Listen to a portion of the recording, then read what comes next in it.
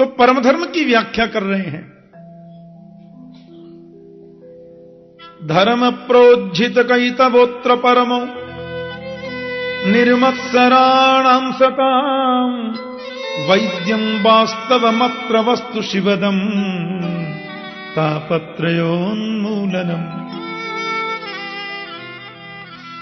श्रीमद्भागवते महामुनिकृते किं वा परैरीश्वरः सद्यो हृद्यवरुध्यते त्रिकृतिभिः शुश्रूषुभिः तत्क्षणात्। व्यास जी ने बड़े सुंदर भाव में कहा, भैया धर्म है सत्य और परम धर्म है कृष्ण की कथा। बोलो जय श्री कृष्ण। परम धर्म है गोविंद कथा। धर्म प्रोज्झित कैतवोत्र परमो, निष्कपटी जो ऋषि हैं, निष्कामी जो संत हैं, निर्लोभी जो महापुरुष हैं, उनके द्वारा जानने योग्य परम धर्म है कृष्ण कथा, भागवत कथा। किसी ने पूछ लिया, क्यों जी कथा है कैसी? बोले शिवदम शिवम कल्याणम ददातीति शिवद। भागवत की कथा कल्याण देती है, मानव का कल्याण करती है, कल्याण के मार्ग को प्रशस्त करती है। और कैसी है भागवत कथा? बोले तापत्रयोन्मूलनम, तीनों प्रकार के तापों का उन्मूलन करती है, तापों को नष्ट करती है। कैसा भी ताप क्यों न हो, संसार के जितने भी ताप हैं उन समस्त तापों से तो इसको नष्ट करती ही है, तापों का विनाश करती ही है, त्रिताप को भी मिटाती है। आध्यात्मिक ताप भी यदि है, आदि दैविक ताप भी यदि है, तो उनको भी नष्ट करती है आदि भौतिक के साथ में। एक और बात, अब आप ये बात बड़े ध्यान से सुनना। नियम से हम लोग कथा का श्रवण करें। अरे संसार के काम तो रोज होते रहते हैं, ठंडी क्या ओले भी पड़े, तो भी कथा तो नियम से होनी चाहिए, नियम से सुनना चाहिए। हम यदि नियम से कथा श्रवण कर रहे हैं बिल्कुल श्रद्धावनत होकर, तो हमसे बड़ा बड़भागी कौन हो सकता है? और अभी हमने कथा सुनी नहीं थी, 8:45 बजे थे, और 8:45 बजे और आपने घड़ी देखी और मन में सोचा, अरे ठाकुर जी ने कल कहा था कि कथा 9 बजे शुरू हो जाएगी, जल्दी करो। आप तुरंत दौड़े, घर से भागे। अभी आप आए भी नहीं, मंडप में आप पहुंचे नहीं, केवल कथा सुनने का आपने संकल्प लिया कि 8:45 बज गया, हमको कथा में पहुंचना है। तो भागवत में लिखा है कि जिस समय कथा सुनने का मन में संकल्प हम लेते हैं, उसी समय गोविंद हमारे हृदय में प्रकट हो जाते हैं। बोलो जय श्री कृष्ण। ऐसा लिखा है, सद्यो हृदयवरुध्यते त्रिकृति भी शुश्रूष भी तत्क्षणात्। श्रोतुम इच्छि भी, अभी सुनने की केवल इच्छा जगी है, हम पहुंचे नहीं हैं। तो जिस समय सुनने की इच्छा हृदय में जगी, सद्य हृदय हरि अवरुध्यते, उसी समय भगवान हृदय में अवरुद्ध हो जाते हैं। ऐसा व्यास जी बता रहे हैं। सद्यो हृदय अवरुध्यते त्रिकृति भी शुश्रूष भी तत्क्षणात्। 7 दिन नियम से सुन ले, इससे बड़ा सद्भाग्य तो हमारा क्या हो सकता है? एक शब्द भी भागवत का कान में पड़ जाए तो पवित्र प्रवेश कर जाता है। 7 दिन सुन ले, इससे बड़ी बात और क्या है?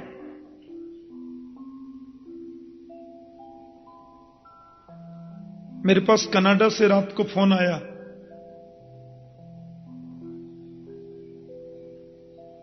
बोले ठाकुर जी हम भागवत कथा सुनने वृंदावन आ रहे हैं। कनाडा में जो हमारी कथा का ऑर्गेनाइज करते हैं, तो रात्रि को फोन आया कि हम राधेश्याम आश्रम में आके ठहर गए और नियम से मां कात्यायनी के चरणों में बैठ के यहां कथा सुनेंगे। क्योंकि वो टीवी में हमारी कथाएं कई चैनलों पर चलती हैं ना। एक साधना चैनल है, उस पर सवेरे 7:15 बजे आ रहा है। उधर लंदन अमेरिका के कई चैनलों पे कथाएं चल रही हैं। तो उसमें नीचे एक लाइनिंग चलती रहती है, किस तारीख से किस तारीख तक कथा कहां है। उसमें मां कात्यायनी के यहां कथा है 14 से 21, ये लाइनिंग पढ़ी और बोले कि वृंदावन में कथा सुनने का ज्यादा महत्व होता है, तो वो कथा श्रवण करने के लिए पधारे। कहने का भाव क्या है? परमात्मा की कथा जितनी श्रद्धा से सुनो उतना वो सुख प्रदान करती है, उतनी ही कथा आनंद प्रदान करती है। तो सद्यो हृदय वरुद्ध तेत्र कृतभी शुश्रूष वित्तक्षणा, भगवान उसी समय हृदय में प्रविष्ट हो जाते हैं। किसी ने खड़े होकर पूछ लिया, महाराज जी भागवत का प्राकट्य कैसे हुआ? तो तीसरे मंत्र में बड़ी सुंदर बात कही कि निगम कल्प तरोर गलितम फलम सुखमुखात अमृत द्रव संयुतम पिबत भागवतम रसमालयम मुहुरहो रसिका भुवि भावुका। निगम कहते हैं वेद को, तो निगम कल्प तरोर गलितम फलम, निगम रूपी जो कल्प वृक्ष है, भगवान वेद रूपी कल्प वृक्ष, उसका पका हुआ फल ही श्रीमद् भागवत है। कहते हैं साहब ये वेद रूपी कल्प वृक्ष तो बहुत विशाल है, बहुत ऊंचा है, उसका ये फल हम सबके लिए सुलभ कैसे हो गया, हम सबको सुलभ कैसे बना? तो कहते हैं सुखमुखात अमृत द्रव संयुतम, भगवान सुखदेव का मुख लग जाने से ये फल हमारे लिए सुलभ हो गया। आपको मालूम है हमारे ब्रज में कहते हैं कि तोता जिस फल में मुंह लगा दे वो फल मीठा हो जाता है। मेरी दादी जी थी ना, उनका नाम था मिश्री देवी, और जैसा मीठा नाम, पहले ऐसे ही नाम होते थे मीठे मीठे, और जैसा मीठा नाम वैसा ही उनका मीठा स्वभाव। तो जब मैं छोटा था वृंदावन की परिक्रमा देने हम जाते दादी जी के साथ में, तो रास्ते में परिक्रमा अमरूद बेचते हैं लोग, अमरूद बेचते हैं, बेर बेचते हैं। तो मैं कहता अम्मा हम तो अमरूद लेंगे, तो दादी मुझे अमरूद दिलवाती वहां पे बगीचे में, और उससे बोलती भैया ऐसा अमरूद दीजो जामे तोता को मोह लगे हो। हमने कि तोता को छूटो काई को खामे, तो बोलते तू ना जाने तोता जामे मोह लगा दे वो फल मीठो है जाए। बोलो जय श्री कृष्ण। अब या तो आप ये समझिए कि तोता का मुख लग जाने से खट्टा भी मीठा हो जाता होगा, या ये समझिए कि तोता मुख लगाता ही उसमें है जो ऑलरेडी मीठा ही होता है। लेकिन तोते का मुख जिसमें लग जाए वो फल खट्टा नहीं होता, पक्की बात। ऐसा मेरी दादी बोलती थी। तो सुखदेव भगवान का मुख लग गया, सुख माने तोता, तो सुख मुखात सुखदेव स्वामी के मुख से ये हमको प्राप्त हुआ है। अरे महाराज बड़ी खुशी की बात है, बहुत बढ़िया वृक्ष बता दिया वेद भगवान, बहुत सुंदर उसका फल है गुरुजी, बहुत आनंद की बात है, पर अब ये और बता दो उसमें छोड़ क्या दें? व्यासी बोले क्या मतलब?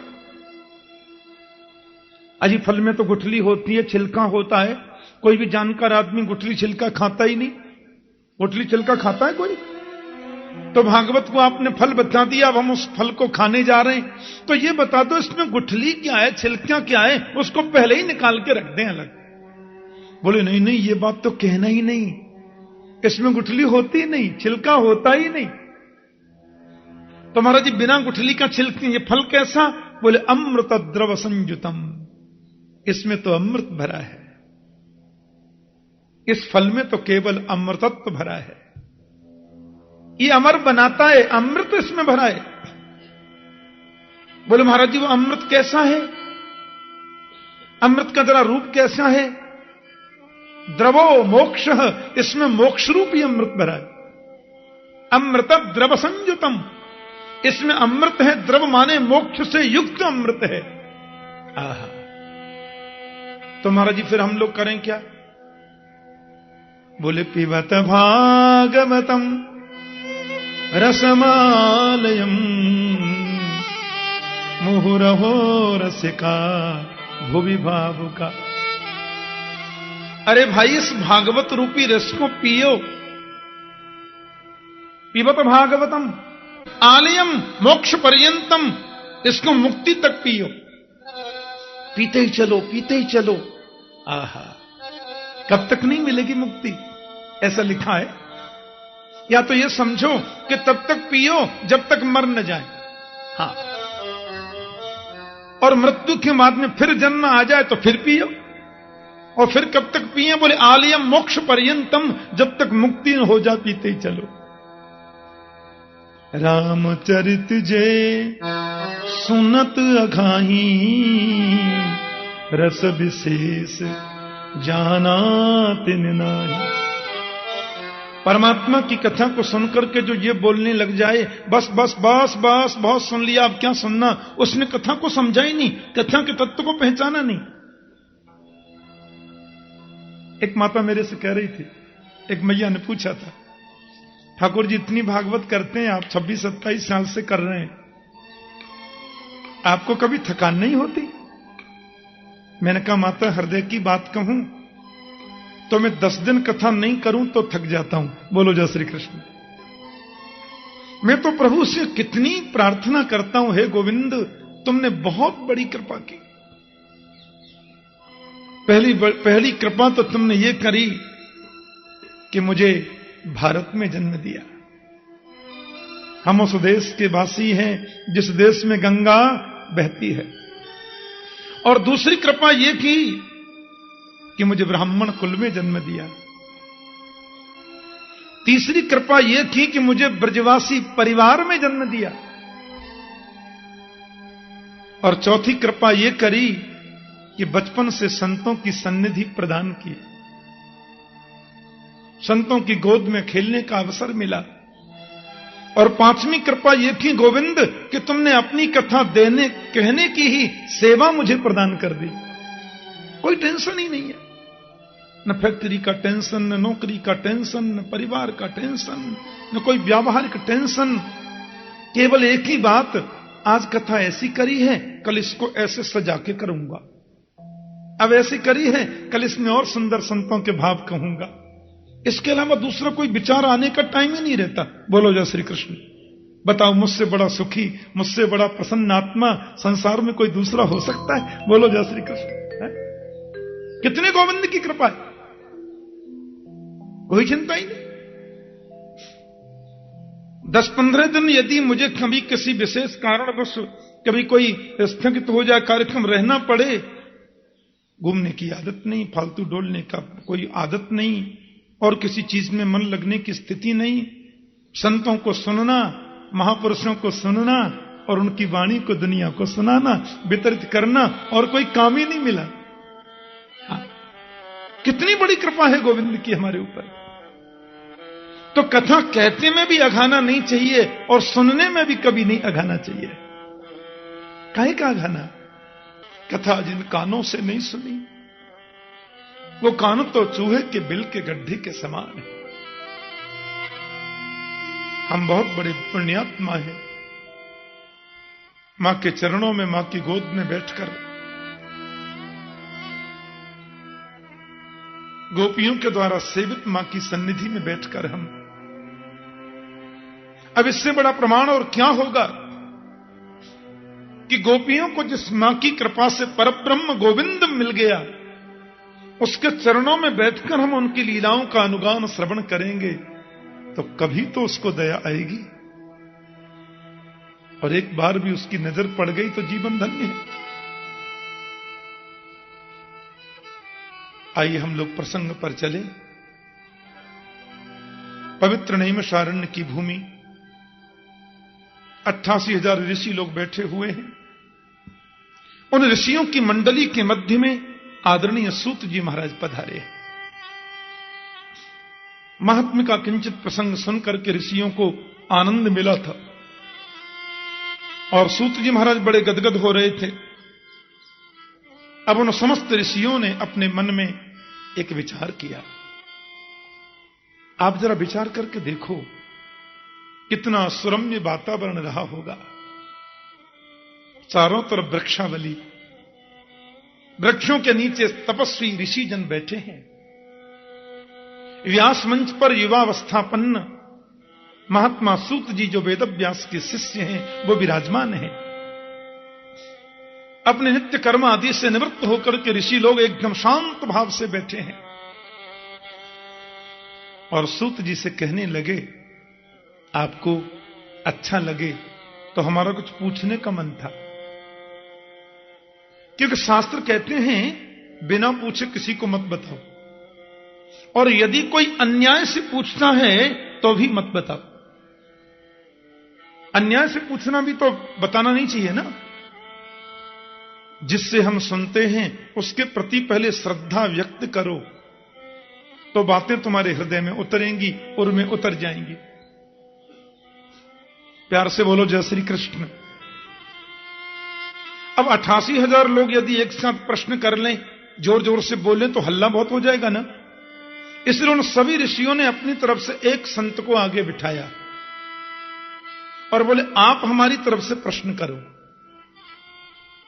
सूत जी बोले, मैं कुछ भी नहीं जानता और मुझे कोई ज्ञान नहीं है। मैंने कल कहा था ना, ज्ञानी तो वही श्रेष्ठ है जो अपने को ज्ञानी कभी समझता ही नहीं। भक्त वही ऊंचा है जो अपने को सबसे निकृष्ट मानता है। भगवान गोस्वामी तुलसीदास जी ने भारतीय समाज का जो कल्याण किया है वो कोई कर सकता है? ऐसा दिव्य रामचरित्र हमको प्रदान किया, लेकिन नाम क्या लिखा? तुलसी दास। आदरणीय सूरदास जी महाराज जो कवियों के सूर्य हैं, सूर सूर तुलसी शशि, नाम लिखा सूर दास। कुंभन दास, रवि दास, रे दास, कबीर दास।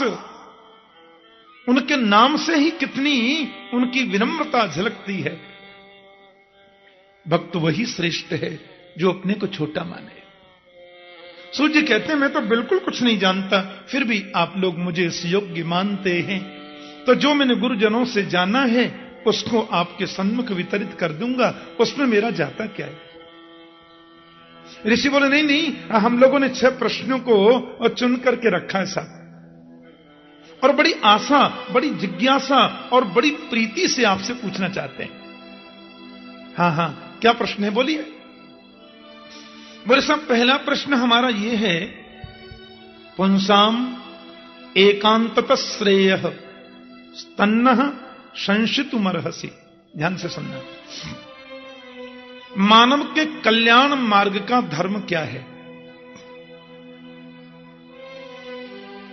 क्या डुबकी लगाने से, परिक्रमा देने से मुक्ति होती है? पेड़ पर उल्टे लटककर तपश्चर्या करने से मोक्ष मिलेगा?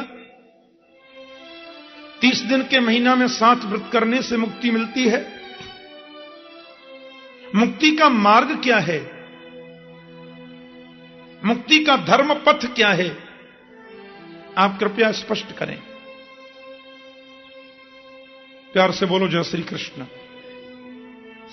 दूसरा प्रश्न, कभी कभी मंदिर में दर्शन करने जाते हैं तो मन कुछ भ्रमित सा हो जाता है। शास्त्रों में लिखा है, एक मंदिर के गर्भगृह में ज्यादा प्रतिमाएं नहीं होनी चाहिए, क्योंकि प्रतिमाओं की स्थापना ज्यादा करेंगे तो जिनको शास्त्र में गहरी पैठ नहीं है, शास्त्र अध्ययन जिनका अच्छे रूप से हुआ नहीं है, उनका मन भ्रमित हो सकता है। मन में कभी कभी भ्रम पैदा हो सकता है, कई बार हो जाता है। एक माता जल्दी में थी बेचारी, बगल में कोई मंदिर था तो दर्शन करने गई। 1 लोटा हैंडपंप का पानी ले गई, 50 ग्राम चनौरी ले गई। माताएं हमारी बड़ी श्रद्धा से पूजा करती हैं ऐसे। अब मंदिर में तो क्या है, आजकल होड़ लग जाती है, शिव दरबार हमारी तरफ से, तो राम दरबार हमारी तरफ से, तो गोविंद दरबार हमारी तरफ से, वैष्णो दरबार हमारी तरफ से, संतोषी का दरबार हमारी तरफ से। और लोग तो दरबार बिठाते हैं तो नीचे नाम भी लिख देते हैं, मूर्ति में ही नीचे लिख देते हैं, ताकि लोग मूर्ति को बाद में देखें, हमारा नाम पहले पढ़ लें। और माता बेचारी जल्दी में थी, दर्शन करने गई तो थोड़ा जल दुर्गा जी के चरणों में चढ़ाया, माता को चनोरी चढ़ा दी। थोड़ा जल संतोषी मैया को चढ़ाया, थोड़ा भोग उधर भी धर दिया। भगवान शिव को जल चढ़ाया और 4-5 जो उनका दरबार के लोग हैं उनको भी थोड़ा 2-2 चनोरी चढ़ा दी। श्रद्धा की बात है। हनुमान बाबा थे तो थोड़ा जल उधर चढ़ाया, थोड़ा भोग उधर भी लगा दिया। आगे और देवता थे तो थोड़ा उधर भी लगा दिया। राम दरबार था तो थोड़ा भोग उधर भी चढ़ाया। अब हुआ क्या, लोटा पानी भी खत्म और चनोरी दोना भी खत्म। बोलो जय श्री कृष्ण। देवता भी 5 बाकी रह गए। अब माता जी तो रास्ते में सोचती जा रही हैं, देखो वो शंकर जी तो रह गए, न्यों कहेंगे हमको छोड़ गए। अरे वो हनुमान बाबा तो बेचारे बैठे ही रह गए। अब वो न्यों कहेंगे सबन ने पानी चढ़ा गई, हमें छोड़ गए। अब बताओ, जिसका अध्ययन पक्का नहीं है या जिसकी निष्ठा में थोड़ा भी वैशिष्ट नहीं है, वो तो फिसल जाएगा ना। अब मन में भावोत्पन्न होने लगा, ये गलती हो गई, ये नहीं हो पाया, ये नहीं हो पाया है। तो हमारा दूसरा प्रश्न हमारा ये था कि किसको पूजें और किसको छोड़ें। पूजा जाए किसे? कौन एक देव ऐसा है जिस एक की पूजा में सबकी पूजा हो जाए? प्यार से बोलो जय श्री कृष्ण। एक की उपासना में सबकी उपासना हो जाए, ये कौन है? बड़ा सुंदर प्रारंभिक प्रश्न चल रहे हैं। तीसरा प्रश्न हमारा यह भी था भगवान कि यदि हम वेद को सिद्धांत माने, जो कि सर्व सिद्धांत निष्पन्न है ही, तो ये कृपया बताएं कि वेद में प्रभु का नाम है अजन्मा। अजन्मा का जन्म कैसे हुआ? वेद में भगवान का एक नाम है अजन्मा। अजन्मा का मतलब जो कभी जन्म नहीं लेता है। तो जिसका नाम अजन्मा है, फिर वसुदेवस्य देवक्याम जातो यस्य चिकीर्षया, फिर वो वसुदेव देवकी का पुत्र कैसे बन गया? फिर वो दशरथ नंदन राम क्यों कहलाया? माता कौशल्या के गर्भ से उसने जन्म कैसे लिया? रामायण में लिखा है कि जिस दिन से भगवान कौशल्या के गर्भ में आए, उस दिन से नित नव मंगल मोद बधाई। अजन्मा का जन्म कैसा? अजन्मा गर्भ में आया क्यों? और आता है तो उसका नाम अजन्मा क्यों? और यदि नाम अजन्मा है तो जन्म लिया क्यों? हमारी समझ में नहीं आया। महाराज जी, चौथा प्रश्न यह है, आप यह कह सकते हैं 1% भगवान का जन्म नहीं होता, भगवान का तो अवतार होता है। अब मान लीजिए उनका अवतार होता है, तो अवतार भी कितना होता है? कितने अवतार? कोई कहते हैं भगवान के 2 अवतार, कोई बोलते हैं 20 अवतार, कोई बोलते हैं 24 अवतार। संत कहते हैं हरि अनंत, हरि कथा अनंता। अब हम क्या माने? एक जगह मुझे बेंगलोर में कई भक्तों ने अपने घर बुलाया। कथा के बाद में जब मुझे बुलाया तो वहां एक कैसेट चल रही थी। मैं बैठकर कैसेट सुनने लगा। बहुत लोग थे। उस कैसेट में कीर्तन आ रहा था कि रघुपति राघव राजा राम, पतित पावन आसाराम। मैंने कहा ये? बोले संशोधित कीर्तन है, पहले गलती हो गई थी तुलसीदास जी से, अब इसको सही कर दिया है हमने। बोलो जय श्री कृष्ण। कर लो बा। पतित पावन आसाराम। जहां 2-4-5 करोड़ रुपए हुए, 10-20 हजार चेला चेली हुए, भगवान से नीचे तो कोई बनता ही नहीं। कितने भगवान? किसी ने 2-2 फुट के बढ़िया घुंघराले बोखर लिए, वो भगवान। इतना सस्ता बन गया भगवान, इतना सस्ता कर दिया परमात्मा को। और एक बात सुनकर तो हंसते हंसते आप लोटपोट हो जाएंगे। मैं नेपाल कथा करने गया तो पटना एयरपोर्ट से जब मैं उतरा तो मेरा मन हुआ कि यहां से नेपाल का रास्ता भी दूर है, तो थोड़ा कोई ग्रंथ ले लूं। तो मैं पुस्तक कोई खरीद रहा था, उसमें एक पुस्तक थी लालू चालीसा। मैंने कहा ये, और मैं तो दंग रह गया, लालू चालीसा। और उसके पीछे की चौपाई तो मैंने याद कर ली, जो लालू चालीसा पढ़ही बस बैकुंठ परम पद लहही। अब कर लो बात, जो उस चालीसा को पढ़ेगा उसको बैकुंठ मिलेगा। हे भगवान, कलयुग के पाखंड से लुप्त होए सदग्रंथ, दंभिन निजमति कल्प कर प्रकट किन्न बहुपंथ। कितनी हालत खराब है आपको क्या मालूम। इतना सस्ता कर दिया हमने, इतना दंभ दिनों दिन उत्पन्न हो रहा है, बढ़ता जा रहा है। ऋषियों की दृष्टि कितनी महान थी, वो जानते थे कि होने वाला है, इसलिए वो प्रमाण की बात करते हैं। महाराज प्रमाण दीजिए, प्रभु के अवतार हैं कितने। तस्मा शास्त्रम प्रमाणम ते, शास्त्र का प्रमाण ही सर्वोत्तम है। 24 अवतार के, 20 अवतार के, 10 अवतार के, 1000 अवतार कितने। और 5वां प्रश्न हम आपसे यह करना चाहते हैं कि हमको सार सार बताना, क्योंकि टाइम नहीं है। उस समय टाइम की कमी नहीं थी, पर वो आज के हिसाब से कह रहे हैं टाइम नहीं है। कलयुग में लोगों पे समय नहीं रहेगा, और समय मिलता है तो बहुत टाइम हमारे वैष्णव जगत में उसको बोलते हैं कालक्षेप। कालक्षेप करने के लिए बहुत साधन है, जीटीबी और फीटीबी और बीटीबी और एमटीबी और क्वांटीबी, बड़े बड़े डबल बेड पे चैनल बदलते जाओ। इसलिए महाराज अतः साधोत्रयत सारम समुद्धृत्य मनीषया, शास्त्रों का जो सार है वो आप मुझसे कहना, वो आप हमसे कहिए, क्योंकि आगे लोगों पर समय नहीं रहेगा। इसलिए गागर में सागर भरना गुरुजी। और अंतिम जो हमारा प्रश्न है वो कुछ विचित्र सा है, वो हमारे अपने मन की जिज्ञासा है। बहुत सुंदर बात पूछी। ब्रूहि योगेश्वरी कृष्णे, ब्रूहि योगेश्वरी कृष्णे, ब्रह्मण्ये धर्मवर्मणि, स्वाम काष्ठाम अधुनोपेते, धर्मः कम शरणंगत। भगवान गीता में कहते हैं धर्म संस्थापनार्थाय संभवामि युगे युगे। बिल्कुल सत्य बात है गुरुजी।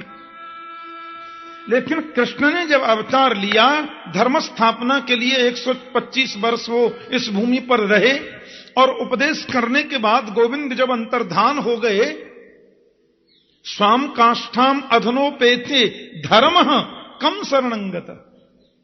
कृष्ण के जाने के बाद धर्म किसकी शरण में गया? धर्म निराश्रित हो गया होगा, धर्म अकेला पड़ गया होगा, धर्म हमारा कमजोर पड़ गया होगा। यह हमारा प्रश्न है, जवाब चाहिए। ऋषियों ने 6 प्रश्न किए, और इन 6 प्रश्नों के उत्तर में 7 दिन की कथा चलती है। मूलतः मूल प्रश्न है भागवत के प्रथम ये 6, और यहां से भागवत प्रारंभ होती है। इन 6 प्रश्नों के उत्तर में ही 7 दिन प्रसंग चलेंगे, और जितने भी अन्य प्रश्न आते जाएंगे उन सब इन 6 प्रश्नों के अंतर्गत ही होंगे। चाहे वो कपिल देवहूति संवाद हो, चाहे वो युधिष्ठिर नारद संवाद हो, चाहे प्रहलाद असुर बालकों का संवाद हो, चाहे विदुर मैत्रेय संवाद हो, चाहे नवयोगेश्वर संवाद हो, और चाहे अंत में कृष्ण उद्धव संवाद हो। वो जितने भी संवाद हैं और जितने भी आंसर हैं इन 6 प्रश्नों पर ही घूमते हैं। बोलो जय श्री कृष्ण। ये भागवत का सार है। ये हमारे 6 प्रश्न हैं महाराज। आदरणीय सूत जी ने प्रश्नों को सुना, और वो चाहकर भी अपने अश्रु बिंदुओं को रोक न सके, क्योंकि ऋषियों के इन 6 प्रश्नों में अपने लिए कोई प्रश्न नहीं था।